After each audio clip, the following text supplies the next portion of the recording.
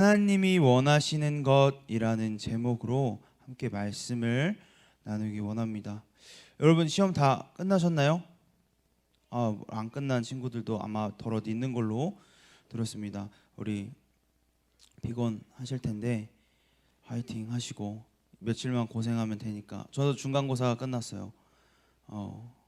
중간고사 레포트 4개와 중간고사 4개를 잘 맞추고 다행히 잘 본 것 같아요. 여러분도 잘 봤기를, 마음에 확신이 있기를 소망하고 축복합니다. 여러분 혹시 편지를 써본 기억 혹 경험이 있으십니까? 한번 손 들어 보실래요? 편지를 저는 한 번이라도 써봤습니다. 대부분들 많이 써보셨네요. 동욱이, 수민이도 써봤고. 하지만 이 편지라는 것 자체가 우리에게는 굉장히 생소한, 이제 잘 주류로 쓰이지 않는 전달 매체 혹은 통신 수단일 것이라고 생각해 봅니다. 요즘은 왜일까요? 편하게 문자, 카톡 아무리 멀리 있어도 주고받을 수 있는 시대이기 때문이죠. 하지만 그렇지 않았던 이전 시대에 편지는 굉장히 중요한 통신 수단이었습니다. 핸드폰이 보급된 시기는 좀 오래되지 않았어요. 사실 그 전까지는 편지를 계속 주고받았죠. 한 번이라도 이런 편지를 써보신 분들이라면 잘 아실 것 같습니다.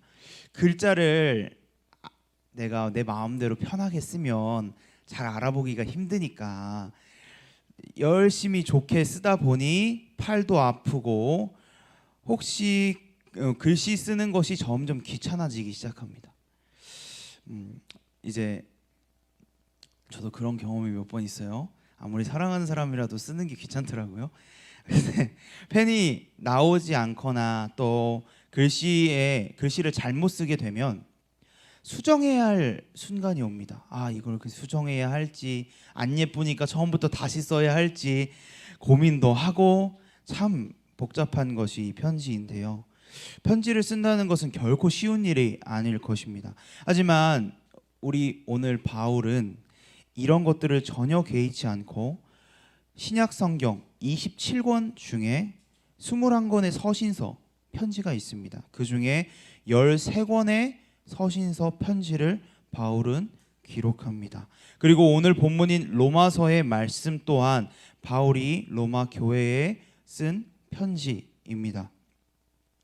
바울은 예수님이 이 땅에 나신 지 주 57년경에 3차, 1차, 2차, 3차 선교, 전도 여행을 떠납니다. 그때 고린도라고 하는 지역에서 로마서, 지금의 로마서를 기록한 것으로, 편지를 붙인 것으로 성경학자들은 이야기하고 있습니다. 그런데 왜 바울은 바쁜 선교 여행 중에 복음을 한 번이라도 더 전해야 할 그 바쁜 전도 여행 중에 왜 로마서를 기록해야 했을까요? 왜 그는 로마서를 기록했을까요? 당시 시대에는 복음이 급속도로, 너무나도 빠르게 복음이 여러 지방으로 퍼져나가기 시작합니다. 최초에 예루살렘 교회가 세워지고 처음으로 이방 땅에 안디옥 교회라는 곳이 세워지면서 점차 지경을 넓혀가며 열방 가운데 많은 사도들이 복음을 전하기 시작합니다. 그 중에 하나의 역사하신 사건이 오순절날, 그 이스라엘 백성들의 3대 절기 중 하나인 오순절날에 베드로가 설교하는 가운데 성령으로 임재하셔서 벌어진 놀라운 사건입니다. 그때 성령께서는 역사하셔서 수많은 사람들이 회심하는, 하나님께로 돌아오는 역사가 있었습니다. 성경은 이렇게 기록합니다. 사도행전 2장 41절, 그 말을 받은 사람들은, 그러니까 베드로의 설교를 듣고 믿음을 고백하며 사람들은 세례를 받으며 이 날에 신도의 수가 3,000이나 더하더라. 베드로가 한 번 설교했던 그 순간에 그 말씀을 듣던 3,000명, 그리고 혹은 그 이상의 사람들이 믿음을 고백하고 세례를 받으며 예수님을 나의 주라 고백하는 수가 3천 이상이 되었다는 것이죠. 우리 서윤이도 최근에 세례를 받았죠. 그런 것처럼 많은 사람들이 세례를 받으며 믿음을 고백했다는 것입니다. 숫자로, 여러분, 숫자라는 것이 사실 사람이 가장 많이 와닿기는 하지만 이 숫자로만 성령의 역사하심을 보면 안 되겠죠. 그래도 그날 그곳에서 베드로를 통해 하나님의 말씀을 듣던 수많은 사람들이 주께로 돌아오는 큰 역사가 있었다는 것은 결코 사실입니다. 그런 그들 중에 누가 있었을까요? 바로 오늘 편지를 받는 로마에서 온 유대인들이 있었습니다. 그들은 그 말씀을 듣고 마음에 뜨거움이 넘쳐나기 시작해서 로마로 돌아가서 로마의 수많은 사람들에게 복음을 전했습니다. 그렇게 로마라는 도시에서도 드디어 교회가 세워지기 시작했습니다. 그런데 얼마 지나지 않아서 로마의 황제 글라우디오라고 하는 사람이 있었어요. 혹시 아는 사람 있나요? 아마 사회책에는 잘 안 나올 거예요. 이 글라우디오라고 하는 이 로마의 황제가 로마에 사는 모든 유대인들을 추방하는 사건이 벌어집니다. 로마에서 다 나가. 너희 로마에서 다 나가서 너희 집으로 돌아가 라고 하는 사건이 벌어집니다. 그들 중에는 바로 유대 그리스도인들, 예수님을 믿었던 사람들이 있었습니다. 그들이 로마에서 그들을 통해 복음을 들었던 로마 이방인들, 이방 그리스도인들을 둔 채, 그냥 로마 땅에 둔 채 그들은 로마 땅을 잠시 떠날 수밖에 없었습니다. 그로부터 오랜 세월이 지나고 다시 이 로마 땅에 떠날 수밖에 없었던 이 유대 그리스도인들이 다시 로마로 돌아올 수 있게 됩니다. 그런데 이미 오랜 시간 동안 이방 그리스도인들이, 로마 그리스도인들이 그 로마 땅에서 복음을 가지고 자기들만의 사회를 형성했고 교회를 형성했고, 시간이 지나 이미 돌아왔을 때는 대다수의 이방 그리스도인들이 교회의 지도자적 위치를 맡고 있었고, 신학적 분위기는 교회 분위기는 굉장히 달라 있었습니다.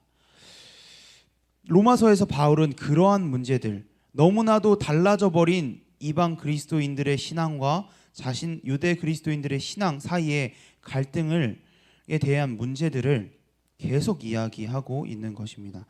여러분, 여러분들 입장에서 한번 생각해 봅시다. 아마 여기서 대부분 어릴 적부터 우리 교회를 다녔거나 아마 다닌 친구들이 많이 있는 것으로 알고 있어요. 여러분들이 교회 신앙생활을 하는데 1년간 해외에 나갈 수 있게 됐습니다. 해외를 나갔다 왔어요. 그런데 딱 다시 돌아와 보니까 교회에 내가 모르는 고등부 아이들이 너무 많은 거야. 그 친구들이 막 임원도 하고 있고 찬양팀도 하고 있고 섬기고 있는 거예요. 열심히 예배를 드리고 있는 거예요. 내가 알던 교회 모습들이 없고 전혀 다른 사람들과 모습들이 교회에 가득해요. 어떨까요? 어색하겠죠. 그리고 분명 저 찬양 저렇게 안 했었는데, 예배 이렇게 안 드렸었는데 라는 생각들이 아마 여러분들의 마음속에 들기 시작할 겁니다.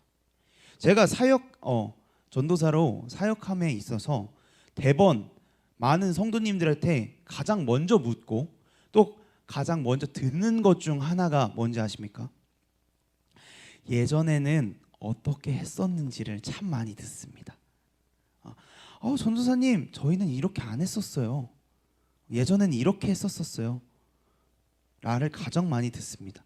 그리고 제가 가장 많이 물어보죠. 저희 혹시 예전에는 어떻게 예배를 진행했었나요? 왜일까요? 왜냐하면 사람에게 있어서 과거란, 스스로의 생활 양식이란 굉장히 개인에게 중요한 요소로 작용하기 때문에 그렇습니다. 그런데 이들은 너무나 다른 거예요. 오랜 세월 동안 만나지도 않았고 다른 지역에서 살다 보니까 개인의 신앙이 너무나 다른 거예요. 그래서 문제들이 발생을 했습니다. 기름에 물 부어지듯 계속되는 갈등 속에서 바울은 우리 앞선 본문 12장에서 이스라엘의 과거와 현재와 미래에 대한 이야기를 쭉 늘어놓습니다. 그리고 이 문제에 대한 해결책을 제시합니다.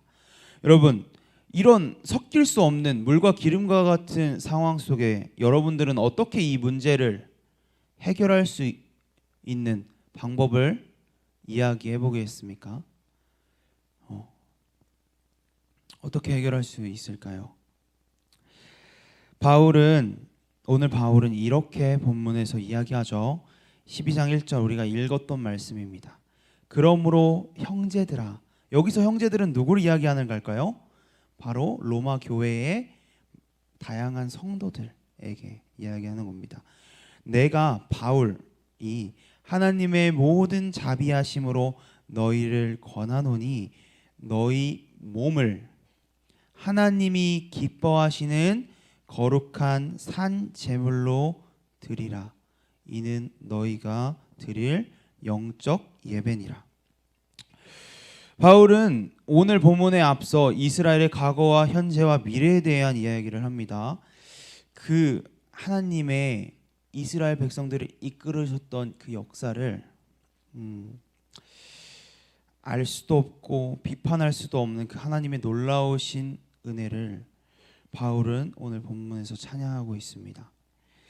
여러분, 사실 저는 개인적으로 이 로마서의 말씀을 여러분들과 처음부터 끝까지 살펴보지 못하는 아쉬움이 있어요. 설교 시간에 한 10시간, 12시간 동안 로마서를 처음부터 끝까지 다 볼 수 있으면 정말 은혜가 될 텐데 아쉽습니다. 한 성경학자는 이렇게 얘기합니다. 집에 불이 났어요. 그 안에 성경책이 있습니다.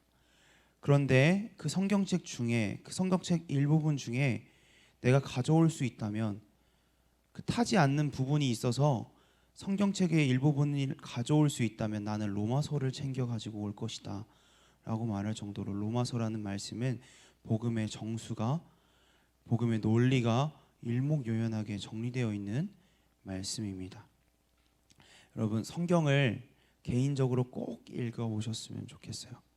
네.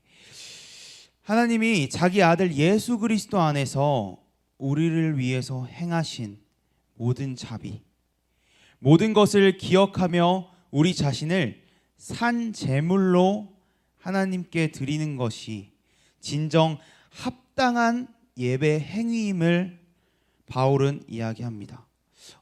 좀 어려운 것 같아요. 뭔 소리지?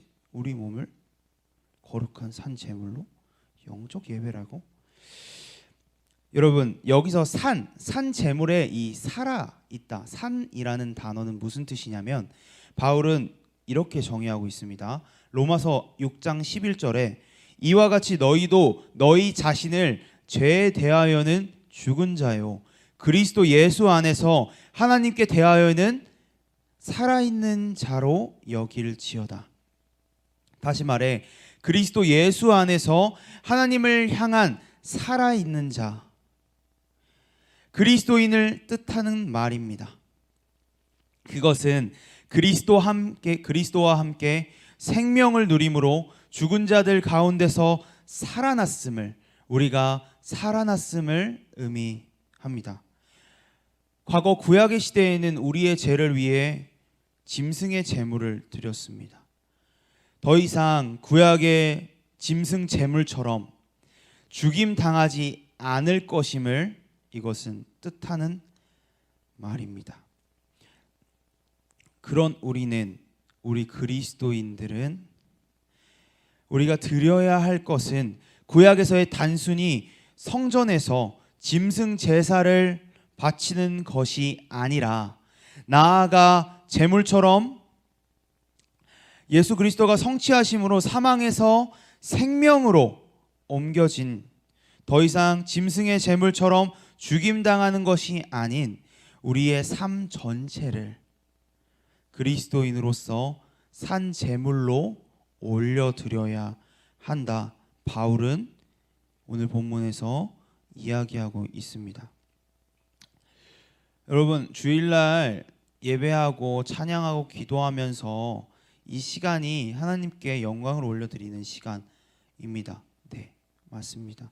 그런데 하나님께 영광을 올려드리는 것은 주일에 교회라고 하는 건물 안에서 이루어지는 일만이 아니라 하나님과 세상이 주중에 모든 날과 모든 순간에 우리에게서 목격하는 일들입니다. 하나님과 세상이 주중에 모든 날과 모든 순간에 우리에게서 목격하는 일들입니다. 여러분, 매 순간순간마다 하나님께 우리는 영광을 올려드려야 하는 존재들입니다. 전도사님, 알겠어요. 교회 안에서만 하는 게 아니라는 거죠. 나가서 하면 된다는 거죠. 그럼 우리가 어떻게 하나님께 영광을 올려드려야 합니까? 2절에서 그 해답을 바울은 실제적으로 이야기하고 있습니다. 너희는 이 세대를 본받지 말고 오직 마음을 새롭게 함으로 변화를 받아 하나님의 선하시고 기뻐하시고 온전하신 뜻이 무엇인지 분별하도록 하라. 이 세대를 본받지 말아라. 우리는 더 이상 삶이 썩어 없어질 죄와 죽음의 영역인 이 세상의 관점으로 세상을 바라보는 것이 아니라 앞서 말했듯 이 세상에서 살아가지만 우리는 더 이상 이 세상에 속하지 않는 사망에서 생명으로 옮겨진 존재들이기 때문에 바울은 오늘 본문의 말씀을 이야기하고 있습니다. 성공적인 그리스도인의 삶의 본질은 우리 마음을 새롭게 함으로써 하나님의 뜻을 분별할 수 있게 되는 것, 즉 우리가 직면하는 모든 상황에서 하나님의 뜻을 깨닫고 실행하는 것입니다. 그런데 참 답답한 것은 그것입니다. 저도 항상 기도할 때 이 얘기를 참 많이 해요. 하나님은 우리를 인도하기 위해서, 그 길을 걸어가게 하기 위해서 매 순간 한 묶음의 상세한 명령들을 주시는 것이 아니라 뭔가 그 안개처럼 뿌옇게 그 길을 인도할 때가 많다는 것이죠. 그래서 기도를 하다 보면 그런 생각이 드는 때가 있습니다. 하나님, 차라리 저한테 직접 얘기 좀 해주세요. 직접 얘기 좀 해주세요. 죽으라면 죽고 가라 하면 가고 직접 얘기해 주시면 제가 그대로 살게요.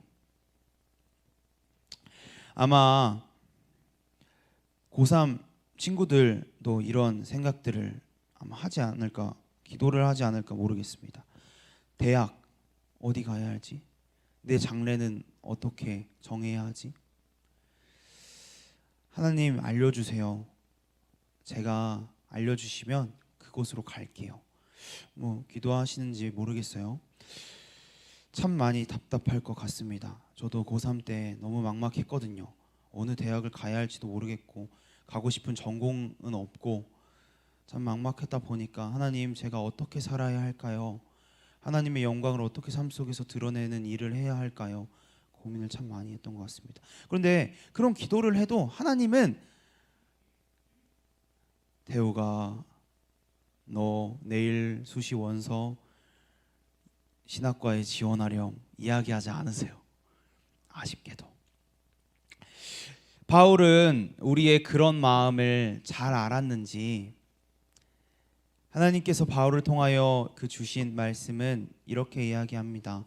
하나님의 뜻을 분별하는 생활과 그리스도인이 어떻게 살아야 하는지를 조금 구체적으로 말씀하십니다. 오늘 본문의 12장의 말씀을 제가 천천히 읽어보고 정리하여 말씀을 좀 마치려고 합니다. 여러분, 우리 방송실 한번 띄워주실래요? 3절부터 띄워주세요. 제가 한번 여러분 우리 과거 중세 교부들은 렉시오 디비나라고 하는 공동체 성경 읽기를 했습니다. 함께 모여 성경을 읽는 것으로 하나님의 은혜의 자리에 머물렀던 것이 있습니다. 말씀을 읽는 것만으로도 사실 큰 은혜가 있어요. 제가 천천히 바울이 구체적으로 우리가 어떻게 살아야 하는지를 읽어드리겠습니다. 내게 주신 은혜로 말미암아 너희 각 사람에게 말하노니 마땅히 생각할 그 이상의 생각을 품지 말고 오직 하나님께서 각 사람에게 나누어 주신 믿음의 분량대로 지혜롭게 생각하라. 우리가 한 몸에 많은 지체를 가졌으나 모든 지체가 같은 기능을 가진 것이 아니니 이와 같이 우리 많은 사람이 그리스도 안에서 한 몸이 되어 서로 지체가 되었느니라. 하나님이 주신 은혜대로 받은 은사가 각각 다르니 혹 예언이면 믿음의 분수대로, 혹 섬기는 일이면 섬기는 일로, 가르치는 자면 가르치는 일로, 위로하는 자면 위로하는 일로, 구제하는 자는 성실함으로, 다스린 자는 부지런함으로, 긍휼을 베푸는 자는 즐거움으로 할 것이니라. 사랑에는 거짓이 없나니 악을 미워하고 선에 속하라. 형제를 사랑하여 서로 우애하고 존경하기를 서로 먼저 하며 부지런하여 게으르지 말고 열심을 품고 주를 섬기라. 소망 중에 즐거워하며 환난 중에 참으며 기도에 항상 힘쓰며 성도들의 쓸 것을 공급하며 손 대접하기를 힘쓰라. 몇 절 안 남았어요. 제가 질문할 거예요. 잘 들어보세요. 너희를 박해하는 자를 축복하라. 축복하고 저주하지 말라. 즐거워하는 자들과 함께 즐거워하고 우는 자들과 함께 울라. 서로 마음을 같이하며 높은 데 마음을 두지 말고 도리어 낮은 데 처하며 스스로 지혜 있는 채 하지 말라. 아무에게도 악을 악으로 갚지 말고 모든 사람 앞에서 선한 일을 도모하라. 할 수 있거든 너희로서는 모든 사람과 더불어 화목하라. 내 사랑하는 자들아, 너희가 친히 원수를 갚지 말고 하나님이 진노하심에 맡기라. 기록되었으되 원수 갚는 것에 내게 있으니 내가 갚으리라. 주께 말씀하시니라. 내 원수가 줄이거든 먹이고 목마르거든 마시게 하라. 그리함으로 내가 숯불을 그 머리에 쌓아 놓으리라.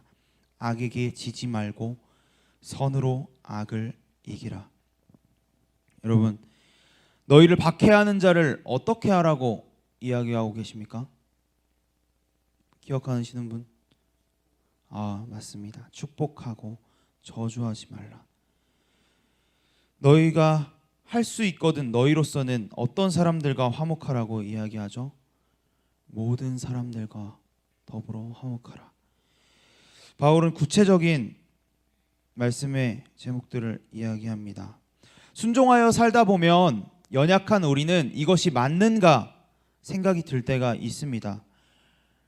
손해보고 이기기보다 져야 하는 삶, 받기보다 내어 주어야 하는 삶, 우리의 현재의 삶과는 너무나 동떨어지기 때문입니다. 하지만 여러분, 1절의 시작 혹시 어떻게 시작하는지 아시는 분? 혹시 성경책 1절의 시작 어떻게 시작하죠? 지금? 네, 그러므로로 시작합니다. 그러므로라고 하는 접속사로 로마서 12장을 시작해요. 여러분, 우리가 보는 성경에 장과 절이 있어요. 사실 이 장과 절은 처음에 이 말씀들이 쓰여졌을 때부터 있었던 것이 아니에요.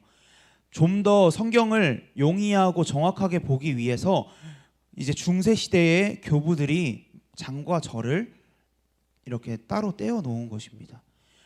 그러니까 사실 11장 하반부의 말씀과 12장의 우리 1절의 말씀은 이어지는 말씀입니다. 그러므로 12장 29절에서 36절은 어떻게 이야기하고 있냐면요. 하나님의 은사와 부르심에는 후회하심이 없느니라. 너희가 전에는 하나님께 순종하지 아니하더니 이스라엘이 순종하지 아니함으로 이제 긍휼을 입었는지라. 조금 뒤로 생략해서 깊도다 하나님의 지혜와 지식의 풍성함이요 그의 판단은 헤아리지 못할 것이며 그의 길은 찾지 못할 것이로다. 누가 주의 마음을 알았느냐? 누가 그의 모사가 되었느냐? 모사라는 것은 상담자라는 말로 좀 번역할 수 있어요. 누가 주께 먼저 드려서 갚으심을 받겠느냐? 이는 만물이 주에게서 나오고 주로 말미암고 주에게로 돌아감이라. 그에게 영광이 세세에 있을지어다. 아멘. 여러분, 말씀을 정리하겠습니다. 때론 여러분 굉장히 힘들 거예요. 그리스도인으로 산다는 것. 세상은 그렇게 살지 말라고 하거든요. 이기적으로, 개인적으로, 경쟁 사회에서 너의 이윤과 만족을 추구하라고 이야기하거든요.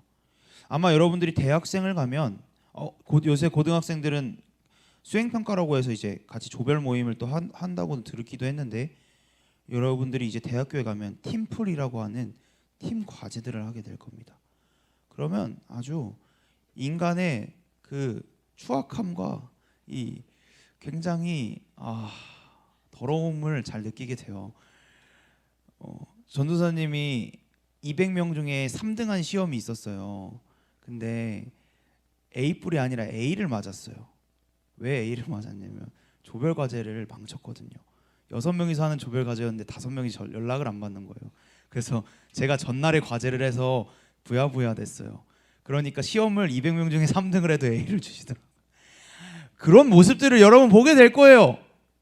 하지만 내가 알 수 없어도, 내가 이해할 수 없어도 나를 사랑하셔서 나의 길을 계획하시고 나를 이끄시는 임마누엘의 하나님, 모든 만물의 근원이고 보존자이시며 놀라운 지혜의 하나님 앞에서 그분께서 우리를 부르셨기에 세상 가운데 여러분들을 통하여 하나님이 기뻐하시고 온전하신 하나님이 원하시는 뜻이 무엇인지를 여러분 믿고 의지하며 나아가는 우리 여러분들이 되었으면 좋겠습니다. 우리 이 시간에